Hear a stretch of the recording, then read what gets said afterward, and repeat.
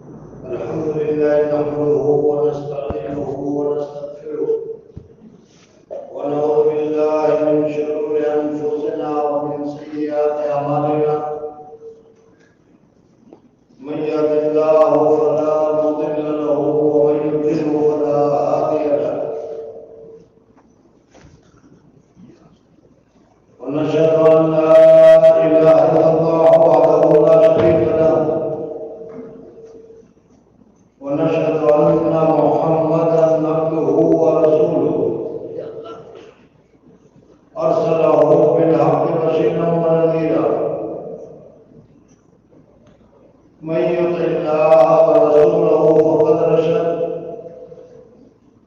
ومن يعصهما فإنه لا يضر إلا نفسه ولا يضر الله شيئا أما بعد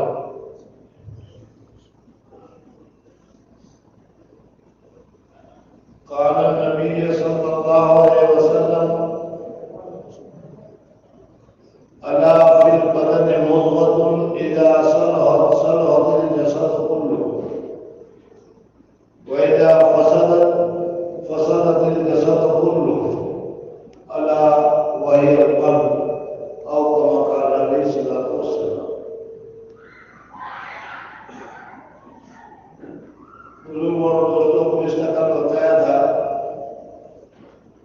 کہ اللہ جل جلالہ و امن والوں نے انسان کو سب سے بڑا اعزاز اشرف المخلوقات کا دیا. یعنی اللہ تبارک و تعالیٰ نے جتنی مخلوق پیدا کی ہے ان مخلوق میں سب سے زیادہ اشرف، سب سے زیادہ شریف، سب سے زیادہ نیک، سب سے زیادہ متقی، سب سے زیادہ پرہیزگار اور سب سے زیادہ اونچے درجے والا جو مخلوق ہے تو یہ انسان ہے.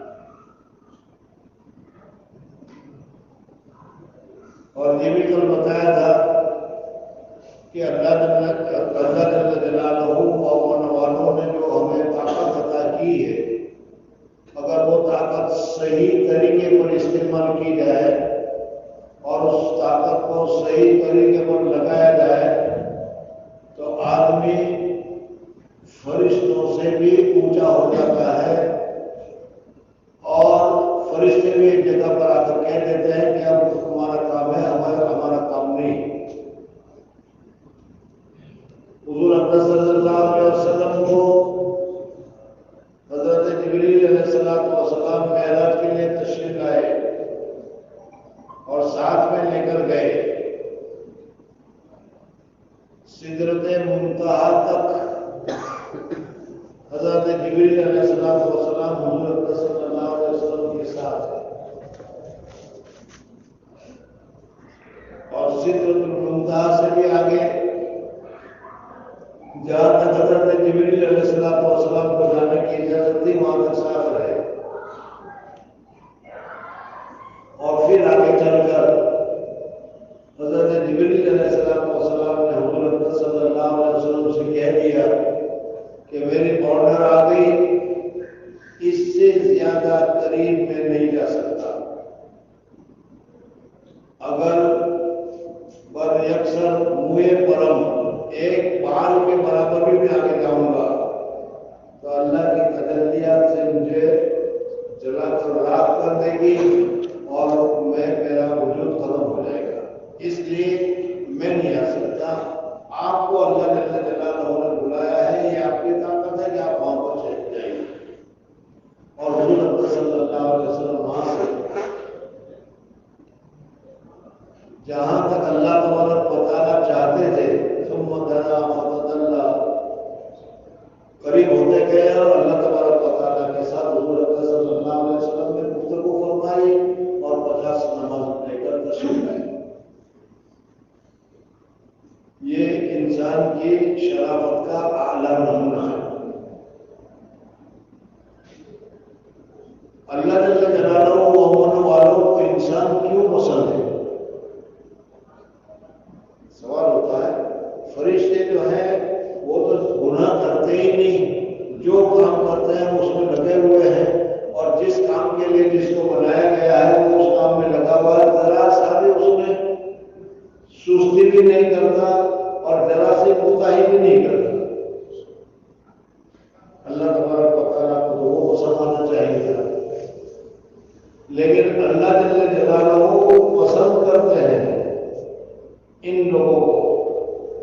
جو حضرت آدم علیہ السلام کی اولاد ہے.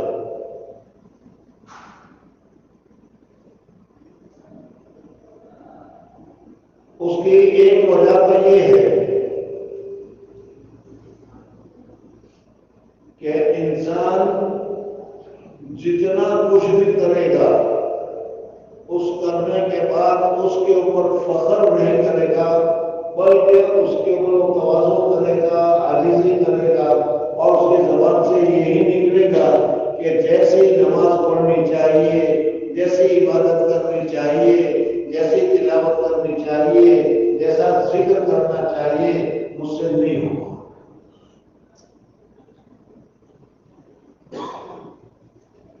آپ حضرات نے سنا ہوگا کہ حضور اقدس صلی اللہ علیہ وسلم جب نماز سے فارغ ہوتے تھے، سلام پھیرتے تھے، تو سلام پھیرنے کے بعد 3 مرتبہ استغفر اللہ، استغفر اللہ، استغفر اللہ ارشاد فرمایا کرتے تھے. یہ کیا تھا؟ حضور اقدس صلی اللہ علیہ وسلم کی نماز تو خشوع خضوع والی جیسی اللہ تبارک و تعالیٰ نے کہی ہے ویسی تھی، اس میں ذرا سی بھی کمی نہیں ہوتی. لیکن اس نماز کے پڑھنے کے بعد بھی حضور اقدس صلی اللہ علیہ وسلم توبہ کر رہے ہیں، استغفار پڑھ رہے ہیں.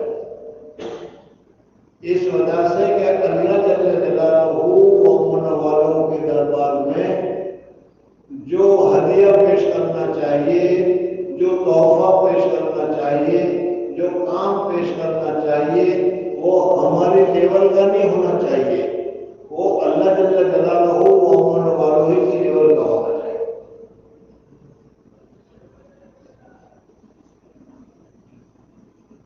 اگر نہیں سمجھ میں آیا تو ایک دوسری مثال میں آپ کو سمجھاؤں کہ بادشاہ کی خدمت میں اگر ہمیں کوئی ہدیہ پیش کرنا ہے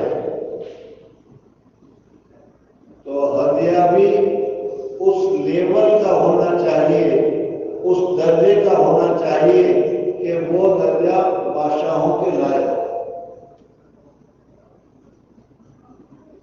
اگر بادشاہ کی خدمت میں کوئی کپڑا پیش کرنا چاہیے تو بادشاہ کی شان کے برابر ہونا چاہیے، اور پھر وہ رندی اپنا کیا ہے رومال اگر تم بادشاہ کی خدمت میں پیش کر دو تو وہ بادشاہ کہے گا کہ تم نے میری بے عزتی کی، مجھے ہدیہ دے کر توبہ دے کر خوش نہیں کیا، بلکہ تم نے تو میری بے عزتی کی. کیا میں اس لائق ہوں گا مجھے یہ دیا جائے؟ تو اسی طریقے سے اللہ تبارک و تعالیٰ کی جو عبادت ہے، اللہ تبارک و تعالیٰ کا جو ذکر ہے، اللہ تبارک و تعالیٰ کے سامنے قرآن پاک کی تلاوت ہے، وہ اللہ تبارک و تعالیٰ کے لیول کی ہونی چاہیے. اخلاص کا اعلیٰ درجہ ہونا چاہیے، خشوع کا اعلیٰ درجہ ہونا چاہیے. صحابہ کرام رضوان اللہ تعالیٰ علیہ مجمعین کے حالات آپ دیکھیں گے تو وہ نماز پڑھتے تھے تو پوری طریقے سے نماز میں متوجہ ہو جاتے تھے.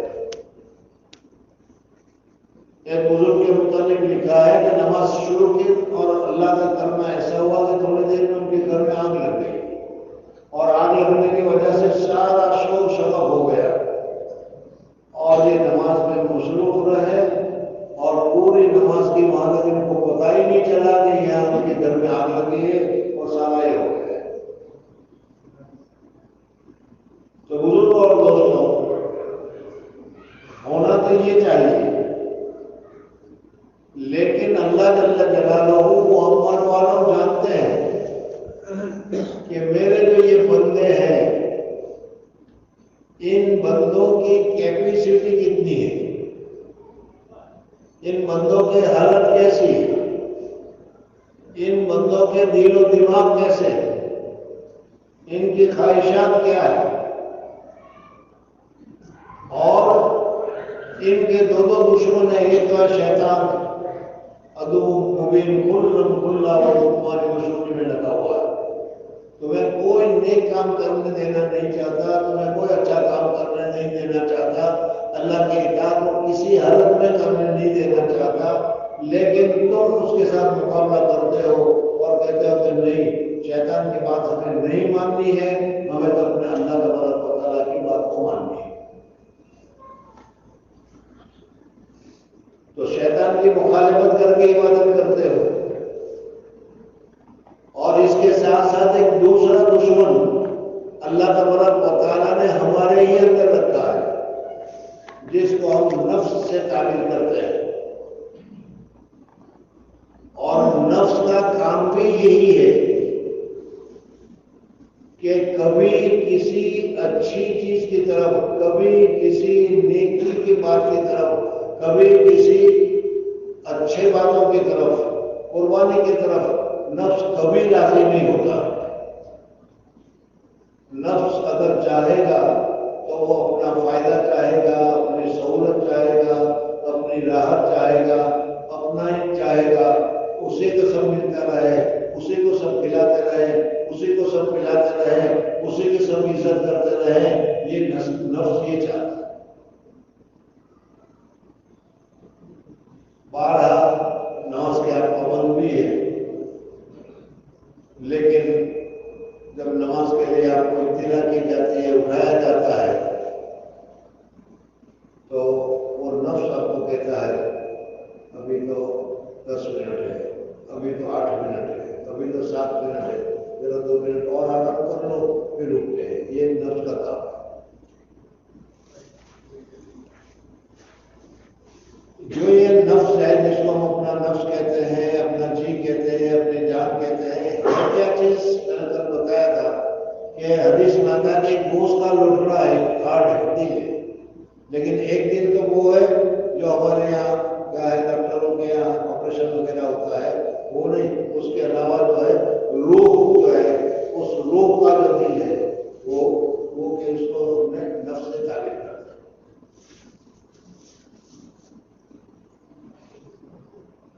اللہ تبارک و تعالیٰ نے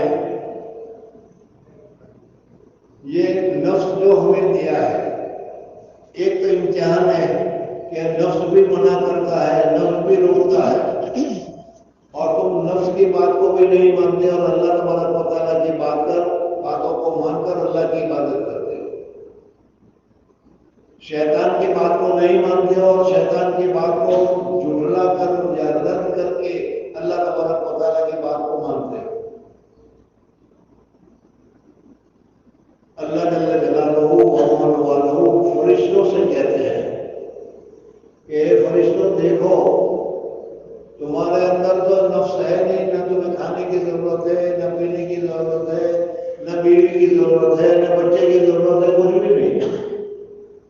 تم اگر روزہ رکھ لو تو کون سی بڑی بات ہے، اس لیے کہ تمہیں تو کھانا ہے ہی نہیں. اگر تم زنا سے بچو تو کون سی بات ہے.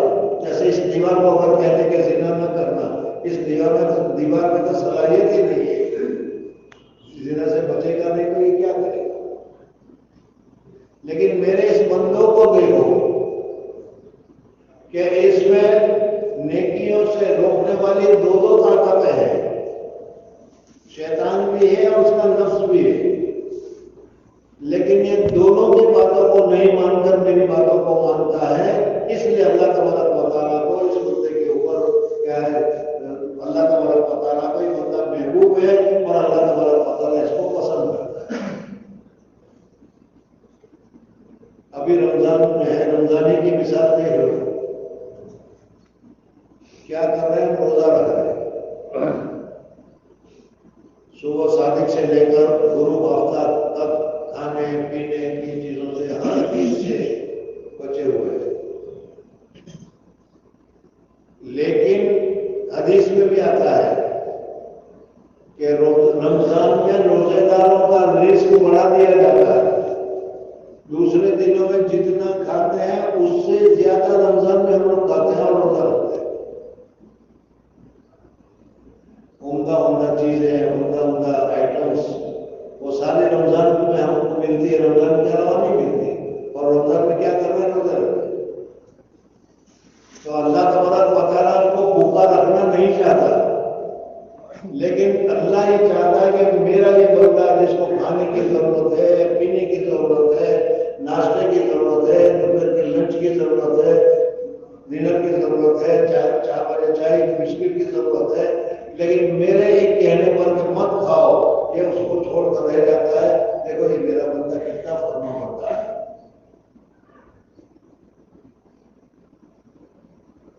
اسی لیے کہا اللہ تبارک و تعالیٰ انسان کے ساتھ دوستی کرتا ہے، اللہ تبارک و تعالیٰ انسان کو پسند کرتا ہے۔ اللہ ولی المؤمنین، اللہ مومنین کا ولی ہے اور اللہ مومنین کا دوست ہے۔ جو بھی ایمان لیا ہے اللہ تبارک و تعالیٰ کا وہ دوست بن گیا ہے۔ اب اس کے بعد دوستی میں وہ ایمان لانے کے بعد وہ بڑھاتا رہتا ہے، بڑھاتا رہتا ہے، بڑھاتا رہتا ہے۔ یہ اس کے اختیار میں ہے، جتنی دوستی چاہے بڑھائے، اور جتنا بڑا اللہ تبارک و تعالیٰ کا ولی اور اللہ تبارک و تعالیٰ کا وہ بڑا دوست بن گیا۔ تو دوسری چیزیں جو ہے اس میں رکاوٹیں نہیں ہیں، اس میں رکاوٹیں ہیں۔ اللہ تبارک اللہ جل جلالہ والوں نے ہمارے دل کو، ہمارے جسم کو بنایا ہی ایسا ہے، بنایا ہی ایسا ہے کہ مغناطیس کی طرح، لوہ چمبک کی طرح دوسری طرف کھینچتا چلا جاتا ہے کہ نہیں؟ لوہ چمبک کو دیکھا ہوگا تم نے کہ اس کے پاس رکھو تو وہ لوہا جو ہے اس کی طرف کھینچتا چلا جائے گا۔ ہمارے بدن میں اللہ تبارک و تعالیٰ نے خاصیت ایسی رکھی ہے، محبت ایسی رکھی ہے کہ جہاں نوٹ نظر آئی، ڈالر کی نوٹ نظر آئی، تو خود بخود دل اس کی طرف متوجہ ہو جاتا ہے، کس طرح میرے پاس آ جائے، کس طرح آ جائے، اس کے سارے چکر اس کے دل میں شروع ہو جاتے ہیں، چاہے وہ سامان بیچ کر صحیح، چاہے بغیر سامان بیچے، کسی طرح کا صحیح ہو۔ مال کی محبت ایسے اللہ تبارک و تعالیٰ نے رکھی، اور اس پر اللہ جل جلالہ فرماتے ہیں کہ میرے راستے میں خرچ کرو، اور وہ اس کا خرچ کرتا چلا جاتا ہے۔ اللہ تبارک و تعالیٰ کہتے ہیں کہ دیکھو میرا بندہ مال کی محبت اس کے دل میں ہے، لیکن اس کے باوجود میرے کہنے پر مال کو میرے راستے میں لگا رہا ہے۔ اس کو کھانے پینے کی ضرورت ہے، بھوک ہے، پیاس ہے اس کو، اور کھانے کی ضرورت ہے اس کو، بغیر کھانے کے بغیر پیاس کے یہ نہیں رہ سکتا، لیکن میں نے کہہ دیا کہ اس وقت سے اس وقت تک نہیں کھانا ہے، تو وہ بغیر کھائے رہے گا، مر جانا پسند کرے گا، لیکن روزہ توڑنا پسند نہیں کرے گا۔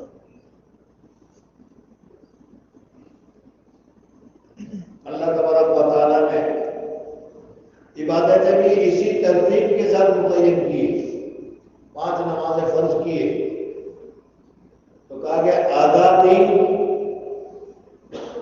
میرے لیے اور آدھا دن تمہارے لیے۔ سورج نکلنے سے لے کر زوال تک کوئی نماز اللہ تبارک و تعالیٰ نے فرض نہیں کی ہے، کوئی نماز فرض نہیں۔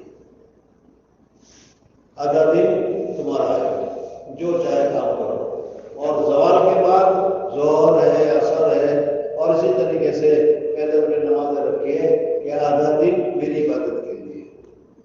اسی طریقے سے رات میں بھی آدھا حصہ آرام کے لیے ہے اور آدھا حصہ عبادت کے لیے۔ رات کا ابتدائی حصہ جو ہے مغرب کے بعد گھنٹہ 1.5 گھنٹہ یہ عبادت کے لیے، پھر اس کے بعد عشاء کا ہے اور عبادت کے لیے آدھا پون گھنٹہ، اور پھر اس کے بعد 9 ساڑھے 9 بجے سے لے کر صبح تک، صبح صادق تک درمیان میں کوئی نماز فرض نہیں کی۔ آرام سے نیند نکالو، آرام سے سو، تم کو تمہاری نیند کو خراب کرنا ہم نہیں چاہتے، لیکن صبح پھر تمہارے نماز پڑھو۔ اس طریقے سے عبادتوں میں بھی ہر جگہ پر دیکھو گے تو اللہ تبارک و تعالیٰ نے ہماری سہولت کو مد نظر رکھا ہے۔ تو اس وجہ سے ایک کیا شاعر نے کہا ہے کہ اللہ جل جلالہ کی محبت حاصل کرنے کے لیے کوئی زیادہ پاپڑ بیلنے کی ضرورت نہیں، کوئی زیادہ محنت کرنے کی ضرورت نہیں، کوئی زیادہ مجاہدہ کرنے کی ضرورت نہیں۔ یک قدم بر نفس میں، یک قدم بر نفس میں و دیگر راکوئے، ایک پاؤں اپنے نفس پر رکھو اور نفس کو دبا دو بس. جب نفس تمہارے کنٹرول میں آ گیا، اللہ تبارک و تعالیٰ کی محبت تمہارے سامنے آ گئی، دوسرا قدم اللہ کے دربار میں کیا کرنا، اللہ تبارک و تعالیٰ کے تم محبوب بن گئے، اللہ تبارک و تعالیٰ کے تم پسندیدہ بن گئے. بزرگ اور دوستو، یہ جو نفس ہے، اب اس نفس کی تفصیل اور نفس کی پوری حالت اب میں تمہارے سامنے ذکر کر رہا ہوں. یہ ساری چیزیں جو بتائی اس سمجھانے کے لیے یہ نفس ہے کیا چیز. مارو جی نہیں مارو، مارا حمل پانیا، مارو دل کو قبول نہیں کر دو، یہ جو سب ہم کہہ رہے ہیں یہ سب نفس کی تعبیر ہے. اللہ تبارک و تعالیٰ نے ایک دوست کا لوٹا، ایک خواہش ہمارے دل میں، بدن میں، سینے میں رکھی. اس کی 3 قسم ہے، نفس کی 3 قسم ہے. ایک کو تو کہا جاتا ہے نفس امارہ، دوسرے کو کہا جاتا ہے نفس لوامہ، اور تیسرے کو کہا جاتا ہے نفس مطمئنہ.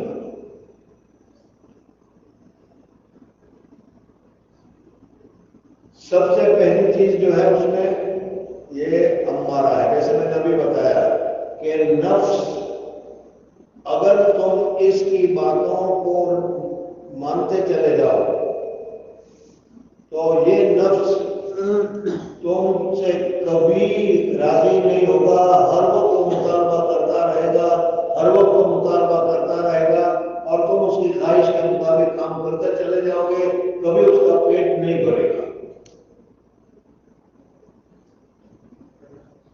ایک مثال سمجھو کہ اگر تمہارے دل میں مال کی محبت پیدا ہو گئی، مال کی محبت پیدا ہو گئی، نفس میں مال کی محبت ہے، اب یہ نفس کسی طریقے سے بھی، کہاں سے بھی، بس مال آئے، مال حاصل ہو، اور اس مال کی ساری ترکیبیں لگا کر اس کو حاصل کرنے کی کوشش کرے گا، اور کتنے ہی پیسے تمہارے پاس آ جائے لیکن کیا وہ مطمئن نہیں ہوگا. وہ چاہے گا کہ حل من مزید، اور لاؤ اور لاؤ اور لاؤ اور لاؤ، اور کبھی آدمی سکم سے نہیں ہوگا کہ بہت پیسوں کی ضرورت نہیں ہے. اب پھر اس میں حلال ہو، حرام ہو، جائز ہو، ناجائز ہو، سود کے ہو، غصب کے ہو، کسی قسم پیسے چاہیے بس. اگر حب مال ہے تو. دوسرا حب جاہ کہتے ہیں، کرسی کی محبت جس کو کہتے ہیں، درجے کی محبت. گاؤں کا پٹیل بن گیا، چودھری بن گیا، متولی بن گیا، ممبر پارلیمنٹ بن گیا، ویدھان سبھا کا ممبر بن گیا، یہ سب اسی لائن کے.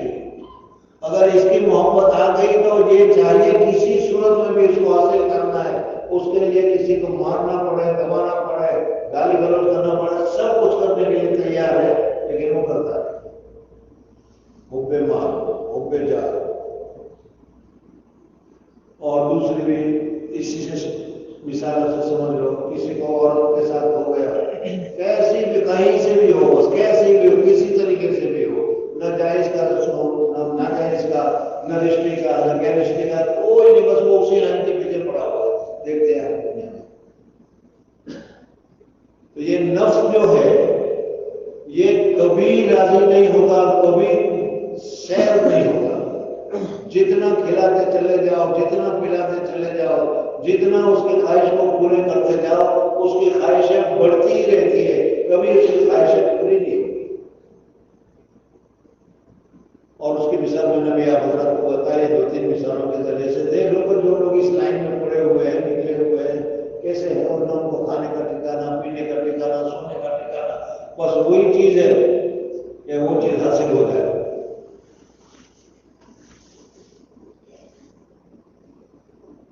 اللہ جل جلالہ و والہ ہمیں قرآن میں اور حضور صلی اللہ علیہ وسلم ہمیں حدیث میں یہ بتاتے ہیں کہ یہ نفس کی ساری باتیں اس کو پورا کرنا ضروری نہیں.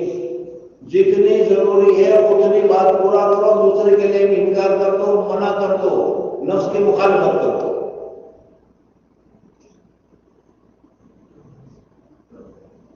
اور اللہ تبارک و تعالیٰ نے نفس کے سلسلے میں ہمیں اس کی اصلاح کرنے کا، اس کو سدھارنے کا کیا ہم کو موقع دیا ہے اور ہمیں طاقت دی ہے، اور اس طاقت کے ذریعے سے یہ جو نفس ہے جو کسی چیز سے اس کا سیراب نہیں ہوتا، بڑھتا نہیں ہے، لیکن اگر اس کی کیا ہے تہذیب کی جائے، اس کو سدھارا جائے، اس کو درست کیا جائے تو یہ نفس کیا ہے درست ہوتا ہے۔ اور اس کی مثال ایسے ہے کہ دیکھو ہم لوگ تو کاشتکار اور کھیڑوت قسم کے لوگ ہیں۔ گائے کو جب بچڑا پیدا ہوتا ہے تو اس کو اچھی طریقے سے کھلاتے اور پلاتے ہیں، اور جب وہ جوان ہو جاتا ہے تو پھر اس کے نکیل ڈالتے ہیں، اور نکیل ڈالنے کے بعد اس کو پروستے ہیں، اس کی تربیت کرتے ہیں۔ سمجھ میں آ رہا ہے کہ نہیں؟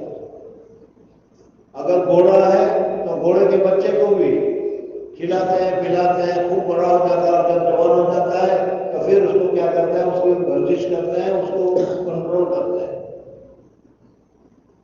اور جب وہ کنٹرول کرتے ہیں اس وقت مارنا پڑے، پیٹنا پڑے، تکلیف دینا پڑے، سب برداشت کر لیتے ہیں، اور جب وہ کنٹرول ہو جاتا ہے تو پھر اس کو بیل گاڑی مال سے بھری ہوئی بیل گاڑی میں اس کو جوتو تو وہ سارا سامان کو تمہاری مرضی کے مطابق ایک جگہ سے دوسری جگہ پر لے جائے گا۔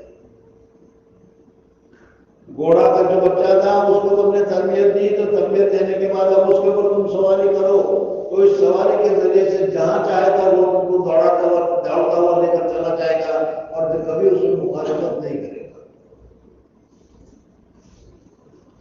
تو بزرگوں اور دوستوں، یہ جو ہمارا نفس ہے، اس نفس کی بھی تہذیب کی ضرورت ہے، اس کو سدھارنے کی ضرورت ہے، اس کو تربیت دینے کی ضرورت ہے، اس کو صحیح راستے پر لگانے کی ضرورت ہے، اس کی ضد کو بند کرنے کی ضرورت ہے، اور یہ اللہ تبارک و تعالیٰ نے ہمیں طاقت دی ہے، اور اس طاقت کے ذریعے سے ہم اس نفس کو سدھارتے ہیں۔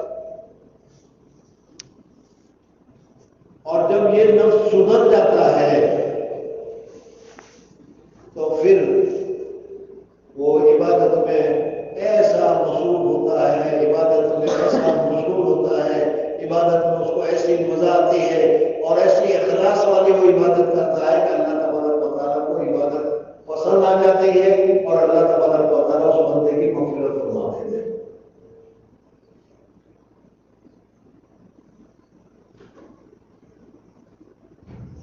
اور اگر اس کی تربیت ہم نہ کریں، آنکھ جو دیکھنا چاہے اس کو دیکھنے دے، کان جو سننا چاہے اس کو سننے دے، منہ جو بولنا چاہے اس کو بولنے دے، تو یہ کہاں تک پہنچے گا، کہاں تک معاملہ ہو جائے گا، آپ ذرا دنیا میں دیکھ رہے ہیں۔ ہم اپنے نفس کو تربیت نہیں دیتے، اس وجہ سے وہ نفس کیسا کیسا کام کرتا ہے، کتنا گناہ کی طرف لے جاتا ہے، اور کسی گناہ سے وہ نہیں ڈرتا۔ یہ نفس کا کام ہے، یہ نفس کا پہلا درجہ ہے جس کو نفس امارہ کہا گیا۔ امارہ کے معنی بہت زیادہ حکم دینے والا۔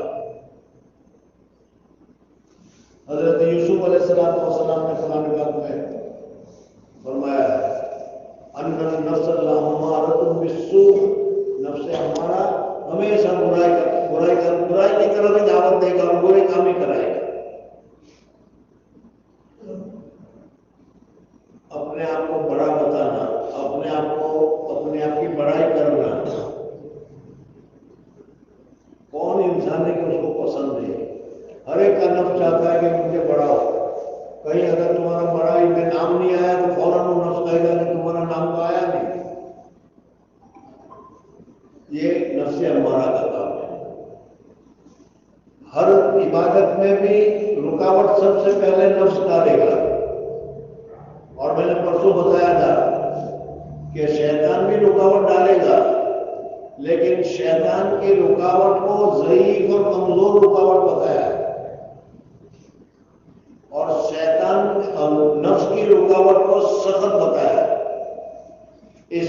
शैतान जरा सा भी गुमराही की तरफ तुम्हें ले जाएगा, वसवसा डालेगा, और तुम उसको ला हौल वला कुव्वता इल्ला बिल्लाह पढ़ो, तो वो वसवसा बंद हो जाएगा, जैसे कुछ है ही नहीं, और क्या शैतान वहां से भाग जाएगा।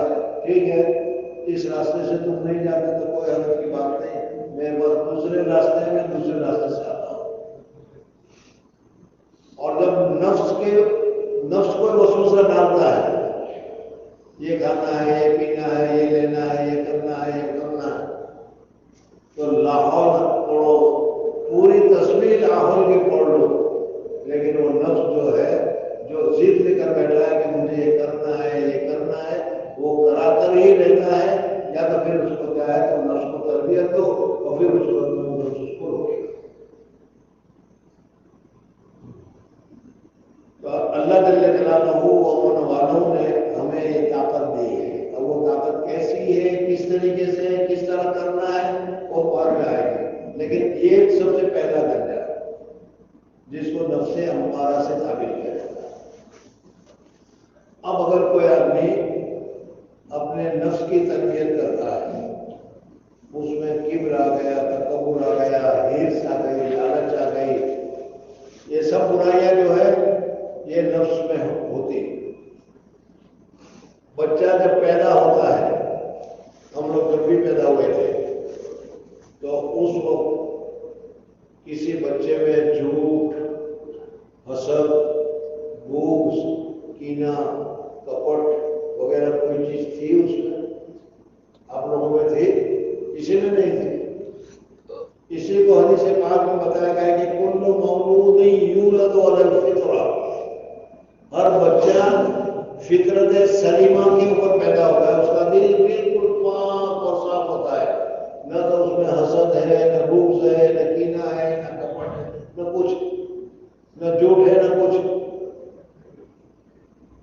लेकिन माहौल आ जाता है तो माहौल उसको फ़अबवाहु युहव्विदानिही औ युनस्सिरानिही औ युमज्जिसानिही, माँ बाप फिर उसको यहूदी बनाते हैं, माँ बाप फिर उसको नसरानी बनाते हैं, माँ बाप फिर उसको मजूसी बनाते हैं।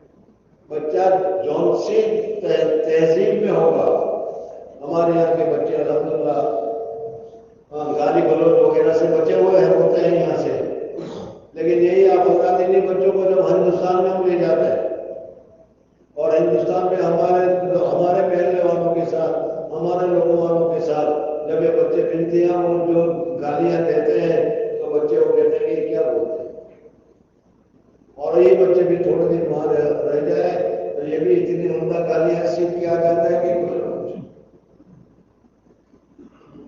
सोबत का सबब है।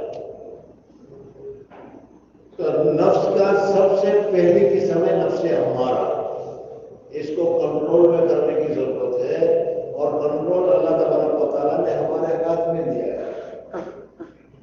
कंट्रोल करते हैं तो कंट्रोल करने की वजह से अब ये जो नफ्स है वो अपनी अकड़ भूल जाता है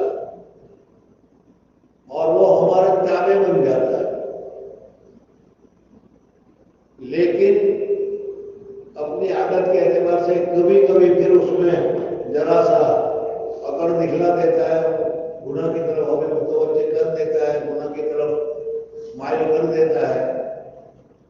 तो ये एक सेकंड दर्जा है कि कभी वो अच्छी तरीके से नमाज की पाबंदी करेगा, रोजे की पाबंदी करेगा, अच्छी तरीके से इबादत करेगा, और कभी कभी वो अपनी असली हालत भी दिखला देता है और कभी गुनाह की तरफ भी मुतवज्जे कर देता है। तो ऐसे दूसरे नंबर पर जब नफ्स आ जाता है तो उसको नफ्से लवामा से ताबीर किया जाता है, मलामत करता है। ये बात मरतबा देखा होगा कि कोई तुम्हें कहने वाला नहीं, लेकिन तुमने अपने ही काम को, अपने ही फैल को देखकर तुम्हारे दिल में ये बात आई होगी कि ये मैंने बुरा किया, मुझे नहीं करना चाहिए था। कौन कहता है? कोई नफ्स कहता है, वो तुम्हें मलामत करता है कि तुझे ऐसा काम नहीं करना चाहिए था, क्यों तुमने किया। और फिर आदमी उस नफ्स की रगड़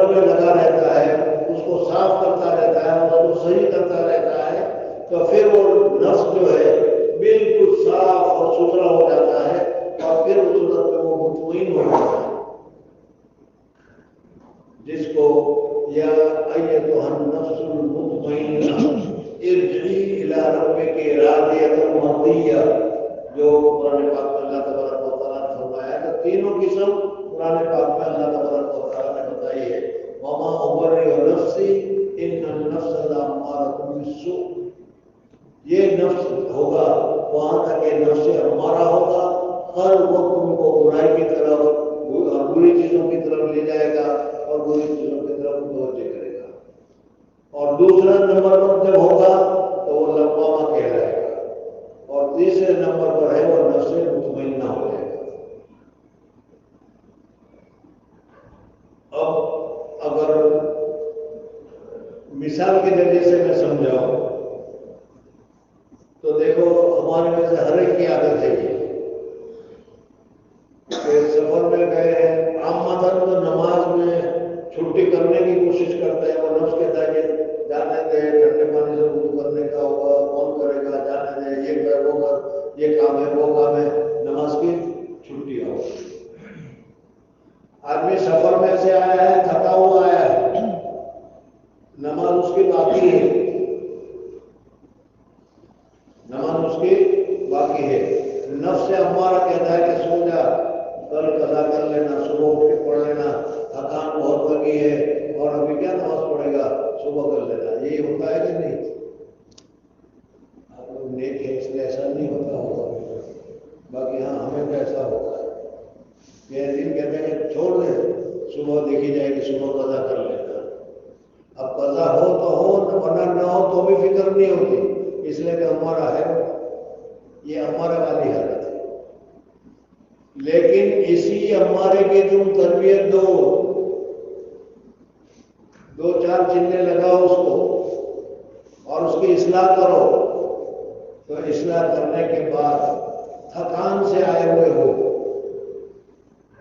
بڑی پریشانی ہے، بدن بھی دکھ رہا ہے، گھر والے بھی کہہ رہے ہیں کہ سو جاؤ، کل صبح نماز پڑھ لینا، تھکے ہوئے ہو، لیکن تمہارا دل کہے گا کہ جب تک میں نماز نہیں پڑھوں گا نیند نہیں آئے گی،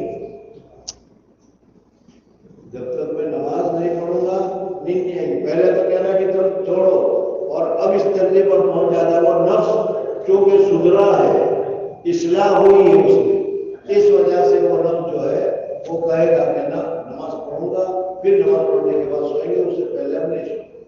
تو یہ تیسرے درجے والا جو ہے نفس لوامہ کہتے ہیں، نفس مطمئنہ کہتے ہیں۔ اے نفس مطمئنہ ہمیں پیدا کرنے کی ضرورت ہے، اور نفس امارہ سے نفس مطمئنہ کیسے کیا جاتا ہے؟ اس کے لیے جیسے جہالت کو دور کرنے کے لیے مدرسے ہیں، تو اسی طریقے سے اس نفس امارہ کو نفس مطمئنہ کرنے کے لیے یہ خانقاہی سلسلہ ہے۔ اس میں بزرگوں کے پاس جایا جاتا ہے، رہا جاتا ہے، اور وہ تربیت سے بتاتے ہیں، وہ طریقہ بتلاتے ہیں، یہ کرو یہ کرو یہ کرو یہ کرو یہ کرو، اور پھر ہم اس طریقے سے کرتے رہتے ہیں، تو پھر اس طریقے سے کرنے کی وجہ سے ہمارا یہ نفس کنٹرول میں آ جاتا ہے، نفس مطمئنہ ہو جاتا ہے۔ اور پھر جیسے کہ گھوڑے کو تربیت دے دی گئی، اور اس تربیت دینے کے بعد اس گھوڑے پر بیٹھ کر جتنے میل سفر کرنا چاہو تم سفر کر سکو گے، کرو گے، اور گھوڑا انکار نہیں کرے گا۔ اسی طریقے سے ہمارا یہ نفس جب کنٹرول میں آ جائے گا، تو پھر اللہ تبارک و تعالیٰ کے جتنے احکام ہیں، جتنی پابندی ہے، ساری پابندی کو ماننا شروع کر دے گا، اور کبھی کسی میں نافرمانی نہیں کرے گا۔ بلکہ اگر اللہ کی نافرمانی ہو گئی تو نفس خود ہمیں کہے گا یہ غلط ہے، ایسا نہیں کرنا چاہیے تھا، ہمارے بھولے سے توبہ کرنے کی ضرورت ہے، اور ہمیں درست کرنا چاہیے۔ تو بزرگوں اور دوستوں، رمضان کا مہینہ اس کے لیے بہت ہی مناسب ہے، اس لیے کہ ہمارے نفس میں جو طاقت ہے وہ کمزور پڑ جاتی ہے نہ کھانے کی وجہ سے۔ عصر کے بعد کی تعلیم میں یہ مضمون آئے گا تو اس کو انشاءاللہ تفصیل کے ساتھ بتائیں گے۔ کہ رمضان کے مہینے میں شیطان اس کو بھی اللہ تبارک و تعالیٰ نے قید کر رکھا ہے، اور ہمارا نفس جو ہے اس کو بھی بھوک اور پیاس کی وجہ سے کمزوری آ گئی۔ لہذا ان میں اگر آدمی اپنے نفس کی اصلاح کرے، اپنے نفس کو سدھارے، توبہ کرے، اللہ کے ذکر کی طرف متوجہ کرے، تو یہ بہت آسانی کے ساتھ ہو جاتا ہے۔ اور اسی کے لیے بزرگوں کے پاس جایا جاتا ہے، بزرگوں کے پاس رہا جاتا ہے، اور خانہ میں جا کر محمد پر کر پورے کرائے جاتے ہیں اور پورے کیے جاتے ہیں، اور پھر اس صورت میں آدمی اس میں کامیاب ہو جاتا ہے، تو پھر اس کا نفس مطمئنہ ہو جاتا ہے۔ اللہ جل جلالہ و منوالہ مجھے اور آپ کو بھی نفس امارہ سے، نفس لوامہ سے چھٹکارا نصیب فرمائے اور نفس مطمئنہ نصیب فرمائے۔ وآخر دعوانا الحمد للہ رب العالمین۔ سبحان اللہ و بحمدہ، سبحان اللہ و بحمدہ، نشہد ان لا الہ الا انت